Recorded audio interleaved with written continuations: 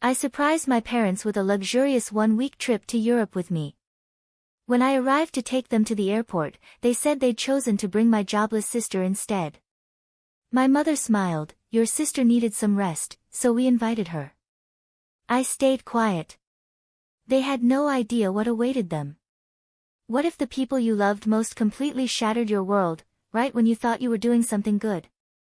It started with a dream trip I'd meticulously planned for my parents. But then my mom smiled, and those words changed everything. It's still our trip, just with Lauren instead. Can you believe it? 2 years. 2 whole years of working overtime, saving every spare penny, pouring my heart and soul into planning this incredible vacation for my parents. Flights, luxury hotels, private tours, every dinner reservation, I had every single detail dialed in. It was going to be their dream trip, a thank you for everything. But there I was, standing in their driveway, watching my sister, Lauren, climb into the back seat of my car, ready to take my trip. And in that moment, I finally admitted something I'd been avoiding for years. It didn't matter how much effort I put in. In their eyes, Lauren would always come first. My jaw clenched so tight I thought it might shatter. A storm of sharp, angry words was building inside me, desperate to break free, but I bit it all back. Instead, I forced a tight, fake smile and opened the trunk. Let's get going then, I said, my voice flat, empty.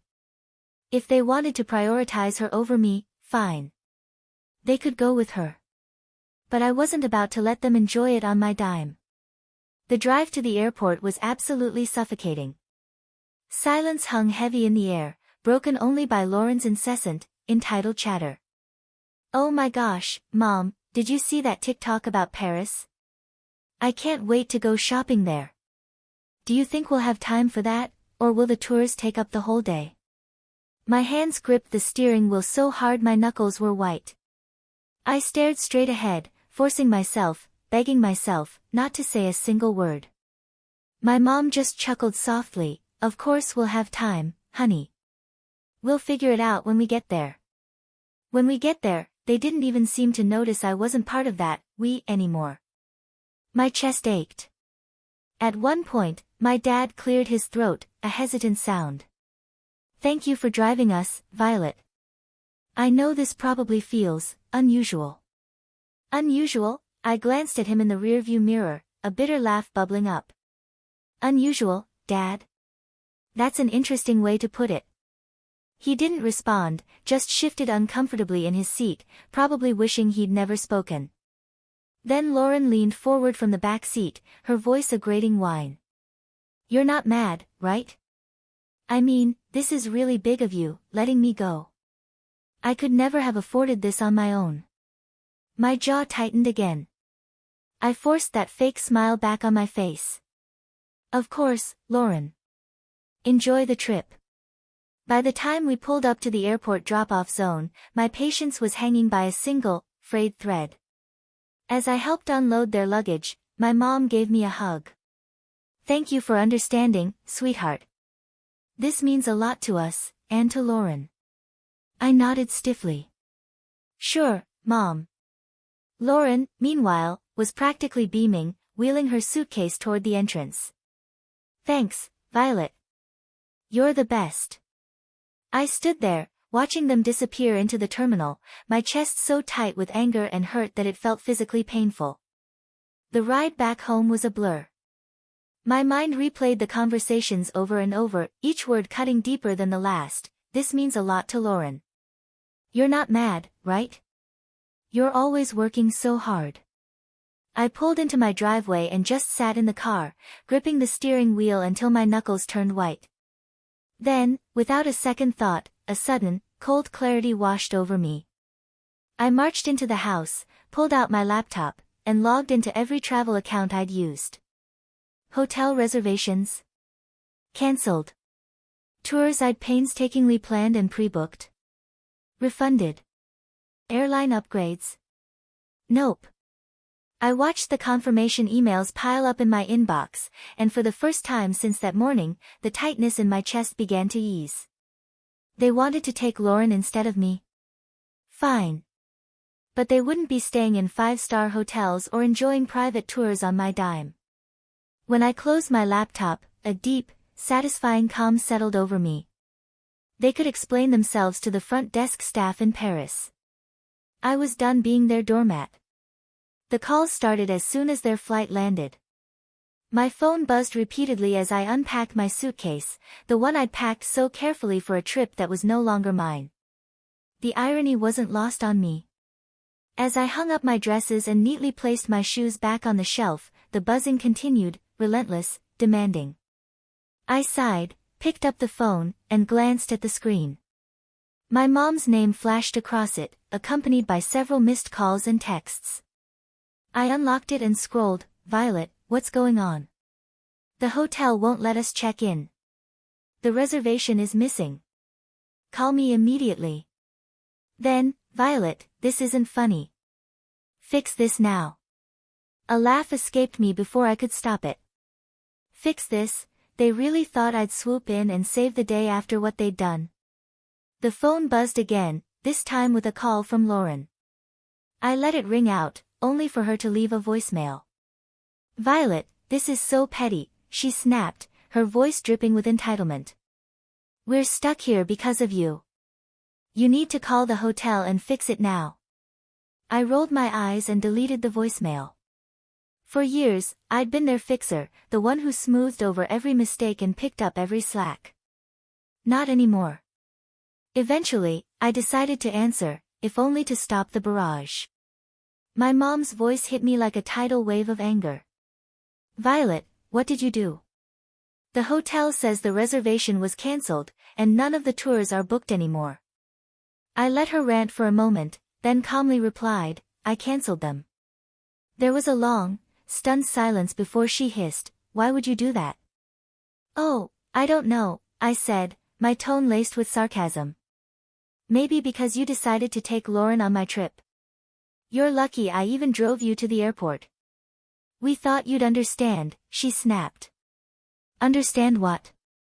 I asked, my voice rising, an undeniable tremor in it. That years of saving and planning didn't matter because Lauren needed a break? That my hard work meant absolutely nothing to you? Guess what, Mom? I don't understand. And I don't care to. I hung up before she could respond and turned my phone off, tossing it onto the couch. The silence that followed was blissful. I felt like I could breathe again. If they wanted to prioritize Lauren, fine. But they could figure out the rest of the trip without me. The silence lasted only a day. By the next morning, my phone was buzzing again.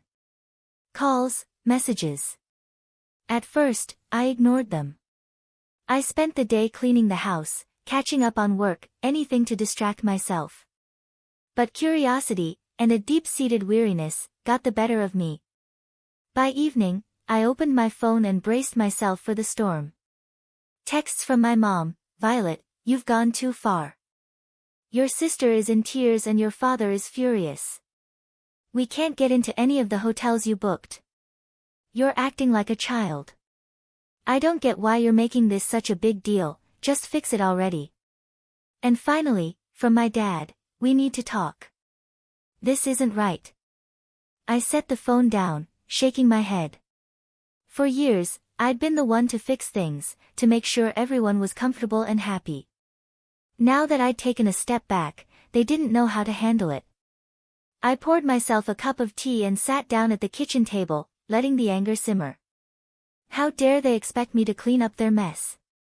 How dare they act like I was the one in the wrong? The next call came minutes later, and this time, I answered. Violet, my mom barked before I could say a word.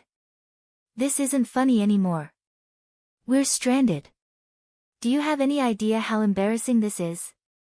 I took a slow sip of my tea. Embarrassing? You think this is embarrassing? Try saving for years, planning every detail, and then being told you're not even part of the trip you paid for. Stop being dramatic, she snapped. Lauren needed this more than you. And now she can figure it out, I said firmly. You made your decision, Mom.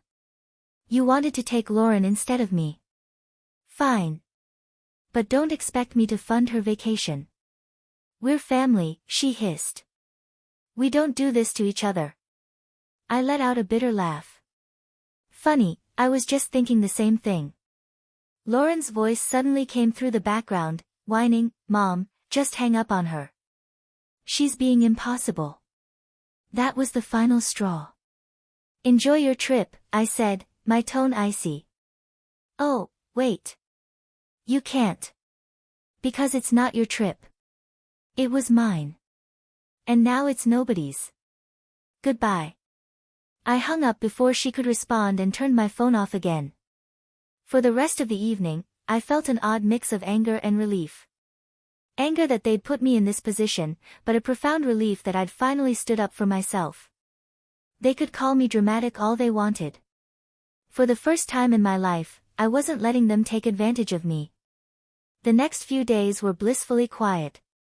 With my phone turned off, I finally had space to think clearly, free from the barrage of guilt trips and accusations. I spent my mornings sipping coffee on my back porch, enjoying the calm I'd craved for so long. My afternoons were filled with work and catching up on little projects I'd been putting off, things that reminded me how capable I was when I wasn't bogged down by their endless demands. But by the third day, curiosity got the better of me. I turned my phone back on and braced myself. Over a dozen voicemails. The first few were from my mom, growing increasingly hysterical with each one. Violet, you need to call me back right now. This has gone too far.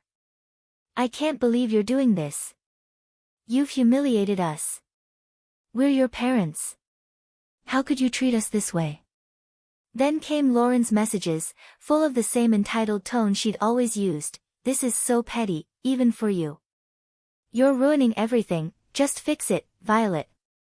And finally, my dad's voice, quieter, but no less pointed. Violet, I don't understand what's happened to you. Call us back so we can sort this out. I hesitated before listening to the final voicemail, a long one from my mom. Her voice was quieter this time, tinged with frustration and exhaustion. Violet, she began, we're back at the airport now. The trip is ruined. And I hope you're happy with yourself. Your sister is devastated, and your father and I are, well, disappointed, doesn't even begin to cover it. Call us when you're ready to talk. I deleted the voicemails without replying. I wasn't ready to talk. And honestly, I didn't know if I ever would be. This wasn't a one-time mistake, it was the culmination of years of them putting Lauren first and expecting me to accept it with a smile. As the hours passed, I found myself reflecting on all the times I'd been overlooked or dismissed. Every holiday where Lauren's whims dictated the plans. Every family gathering where my accomplishments were treated as afterthoughts. This trip had been the breaking point, but the cracks had been forming for years. That evening, my friend Grace stopped by unannounced, carrying 2 cups of coffee and an unmistakable look of curiosity. I heard about what happened, she said, setting the coffee on the table. Your mom called me yesterday. Of course she had. My mom had always been good at recruiting allies when she wanted to guilt me into compliance. And? I asked, taking a sip. Grace shrugged, a sly smile creeping across her face. I told her you were probably busy and would get back to her when you were ready. I laughed, shaking my head. You're the best. No, you're the best, she said, her tone suddenly serious. Because you finally stood up for yourself. I know how hard that is, Violet. Don't let them drag you back down. Her words stuck with me long after she left. Grace was right. I'd spent too long bending over backward to please people who never seemed to care about my efforts. It was time to break that cycle once and for all. By the time the weekend rolled around, I felt a strange sense of clarity. The anger was still there, simmering under the surface, but it was joined by something I hadn't felt in years, freedom. Freedom from their endless expectations. Freedom from being the family's fixer. Freedom to finally live on my own terms. But, as expected, the silence didn't last. It was Sunday afternoon when I finally got a call that I decided to answer. This time, it was my dad. Violet, he began, his voice heavy with weariness, your mom wanted me to call. She thinks you'll listen to me. Go on, I said, leaning back in my chair. He let out a sigh. Look, this has all gotten out of hand. Your mom's upset, Lauren's furious, and well, it's just a mess. But you're better than this. I stiffened. His words ignited a fresh wave of anger. Better than what, Dad?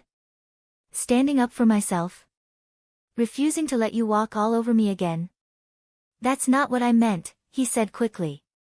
It's just, you've always been the reasonable one, the one who keeps everything together. This isn't like you. I laughed, a short, bitter sound. You're right. It's not like me. Because I'm not bending over backward to clean up your mess. He paused, and for a moment, I thought he might finally see my side of things. But then he said, you're punishing the whole family over one decision. Is that really fair? Fair?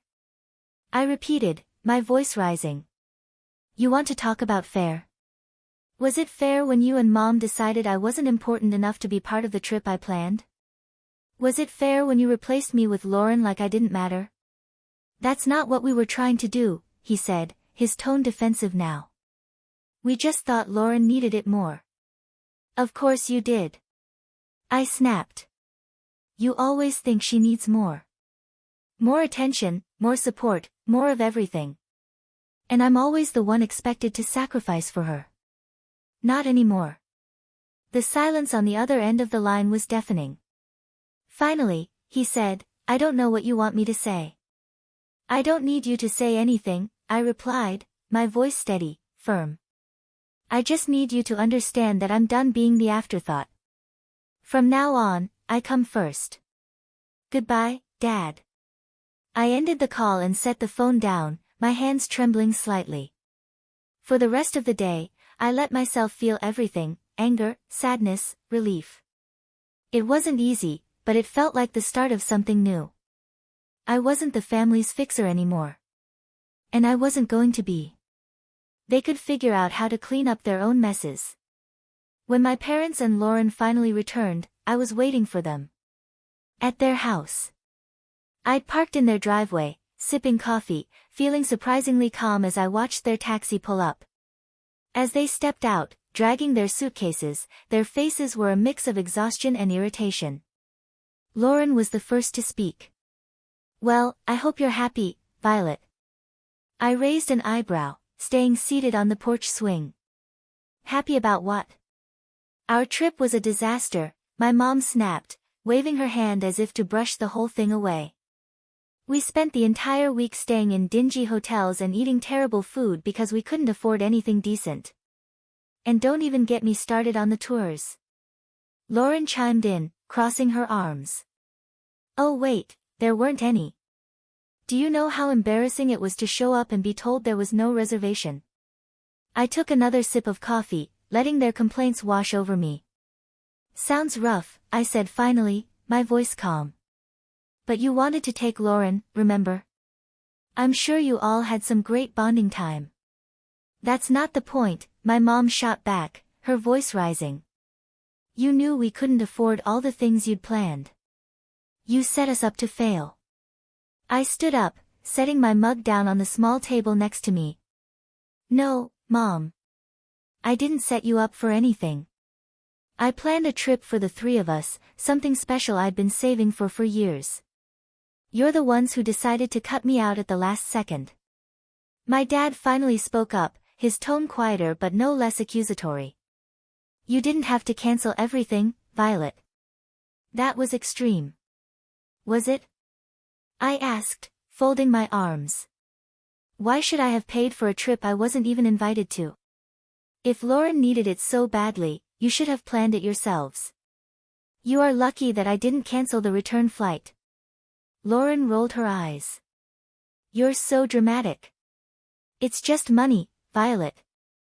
And you're so entitled. I shot back, my patience finally snapping. Do you have any idea how much work and sacrifice went into planning that trip? Or do you just assume things magically appear for you because someone else takes care of it? They stood there, stunned into silence for a moment. I've spent years being the responsible one, I continued, my voice steady but firm. The one who fixes things, plans things, makes sure everything runs smoothly. And you've spent just as long taking it all for granted. That's not fair, my mom started, but I held up a hand to stop her. No, Mom. What's not fair is how you treated me. You chose Lauren over me, like always. So I chose to stop being your doormat. You didn't want me on the trip? Fine. But you don't get to enjoy the benefits of my hard work without me. I grabbed my bag from the porch swing and turned to leave. I'm glad you're back safely, but don't expect things to go back to the way they were. I'm done. As I walked to my car, I heard them calling after me, their voices a mix of anger and confusion.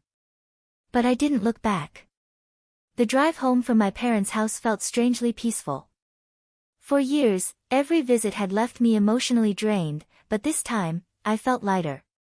I'd finally said everything I'd been holding in, and for once, I wasn't worried about their reaction.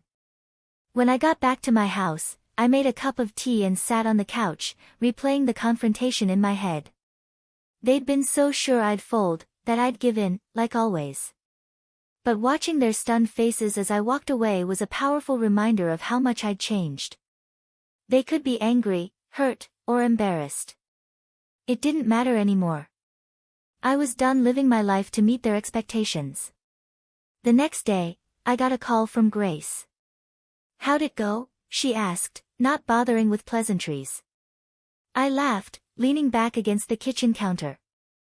Exactly like you'd imagine. They're furious, Lauren's pouting, and Mom is probably trying to figure out how to guilt me back into line. Grace let out a snort. Let her try. You've got a backbone now, and I'm here to make sure it stays in place. I grinned, grateful for her unwavering support. Thanks, Grace. I mean it. You've been my rock through all of this. Anytime, she said, her voice softening. So, what's next for you now that you're not playing family fixer anymore? That question had been circling in my mind since the confrontation. What was next? For years, so much of my energy had been poured into trying to please my family, trying to earn their approval. Now that I'd let go of that burden, the possibilities felt endless, and a little intimidating. I don't know yet. I admitted. But I feel like I get to decide. Not them. Not anyone else. Just me. Sounds like the start of something amazing, Grace said, and I could hear the smile in her voice. Over the next few weeks, I started making small changes that felt huge. I redecorated my living room, swapping out the hand-me-down furniture from my parents for pieces that felt uniquely mine. I spent weekends exploring local cafes and parks, things I'd always meant to do but never made time for. And I started journaling, writing down my thoughts and dreams without filtering them through the lens of what anyone else might think. Each small step felt like reclaiming a part of myself I hadn't realized I'd lost. One evening, I sat down and opened the spreadsheet I'd used to plan the trip. The cancelled reservations stared back at me, and I didn't feel a pang of regret. Instead, I felt a surge of determination. That money had been meant for a once-in-a-lifetime experience, and I wasn't going to let it go to waste. Closing the spreadsheet, I opened a new browser tab and typed, solo travel ideas. A few weeks after my parents returned, I booked a solo trip to Italy. It wasn't the same itinerary I'd planned for them, and it wasn't about proving a point anymore. This was for me. A chance to celebrate my independence and finally put myself first. The moment I landed in Rome, I felt a surge of excitement and nervousness. I'd never traveled alone before, but as I stepped out of the airport and into the bustling city, I knew I'd made the right decision. I spent my days wandering cobblestone streets, marveling at ancient ruins, and indulging in meals at charming little cafes. There was no schedule, no one else to consider. Just me, and the freedom to do exactly what I wanted. One afternoon, while sitting on the Spanish steps with a gelato in hand, I pulled out the journal I'd brought with me. For years, I'd written about what I wanted to achieve, but those dreams were always wrapped up in making someone else happy. Now, as I wrote, the focus shifted: learn a new language, start a small business, travel to at least 5 more countries. The list grew, each goal a reflection of the life I wanted to create, not the one I'd been expected to live. On my last night in Florence, I had dinner at a small, family-run restaurant overlooking the Arno River. As I watched the sunset paint the sky in hues of orange and pink, I felt a deep sense of peace. This trip had been more than just a vacation, it was a turning point. I'd spent so much of my life trying to earn my family's approval, but here, thousands of miles away, I realized something important: I didn't need it. I was enough, just as I was. When I returned home, my parents tried to reach out again, this time with softer tones and carefully worded messages. "Hope you had a nice trip," one text from my mom read. "Maybe we can all talk soon." I stared at the message for a moment before setting my phone down. I wasn't ready to reply, and that was okay. This time, it would be on my terms. As I unpacked my suitcase and placed souvenirs on my shelves, I felt a sense of pride. A week after returning from my trip, I received a call from my mom. This time, I answered. "Hi, Violet," she began, her tone unusually soft. "How was your trip?" "It was amazing," I replied, keeping my voice neutral. "That's good to hear," she said, pausing as if searching for the right words. "We've been thinking a lot about what happened. Maybe we handled things poorly." The admission surprised me, but I wasn't ready to let her off the hook just yet. "Poorly?" I asked, a hint of steel in my voice. "You replaced me on a trip I planned and paid for without even asking." "Poorly" is an understatement. "I know," she said quietly. "Your dad and we didn't realize how much it would hurt you." "And Lauren?" I asked. "Does she feel bad too? Or is she still blaming me for ruining her vacation?" "She's upset," my mom admitted, "but I think she knows she could have handled things better." I sighed, leaning against the counter. "Mom, this wasn't just about the trip. It's about years of putting her first and expecting me to pick up the slack. I'm not doing it anymore." "I understand," she said after a moment. "We're going to try to do better. We don't want to lose you." Her words tugged at something deep inside me, but I'd learned enough not to let guilt dictate my choices. "I'm glad to hear that," I said. "But it's going to take more than words to fix this. I need to see real effort, not just apologies." "You will," she promised. "We'll give you the space you need, but I hope you'll let us back in someday." After the call, I felt a mix of emotions: relief that they were finally acknowledging their behavior, and skepticism about whether they'd actually change.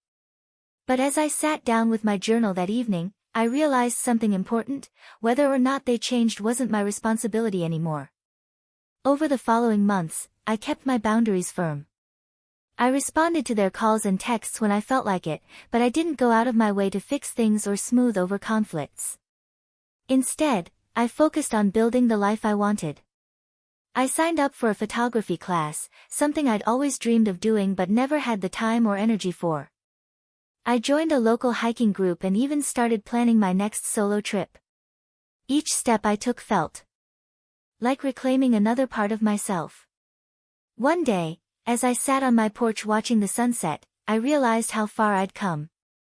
I wasn't the person who bent over backward for people who didn't appreciate me. I was someone who valued herself, who set boundaries, and who wasn't afraid to stand up for what she deserved. I felt truly, completely free. So, I want to hear from you. Have you ever felt so pushed aside by family that you had to make a drastic move to reclaim yourself? What would you have done in my shoes? Tell me what you think in the comments below. I really want to know.